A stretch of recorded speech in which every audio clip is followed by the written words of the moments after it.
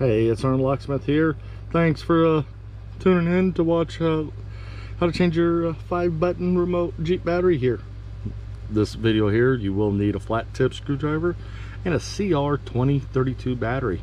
With that being said, let's go and get started. If your keyring is attached right here, you will want to remove it. Go ahead and flip your remote over. You see your emergency blade release. Go ahead and release. Go ahead and set that out of your way. You're not going to need that. Go ahead and take a flat tip screwdriver. This is just an oversized flat tip we use when we do remotes. You don't have to have this tool. So go ahead, put it in here towards the side that has more of the plastic and just slightly twist it, and you'll notice it just snaps open.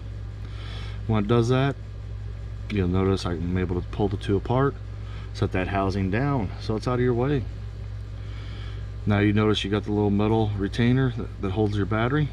Go 180, 12 o'clock, 6 o'clock, and just put the corner under there and just lift up, and the battery pops right out. And if you look down inside, you'll see there's a positive sign. That way you know when you put this back together. So we're going to reuse the same battery. These are new remotes we're using for the demos. Positive side is down. Put it in. You just heard it snap. You know you're good. Let's go and take the two halves, put them together. You hear it snapping together. That's what you want to hear. We're all sealed up.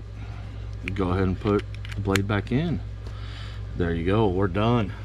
Hey, thanks again for watching, and if you would, go ahead and give us a thumbs up.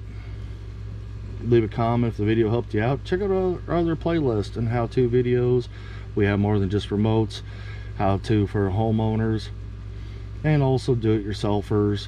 We'll be releasing videos on basic locksmithing and all, and we plan on putting out at least 2 videos a week with hidden video links. So with that being said, thanks again for watching, and let's be safe out there.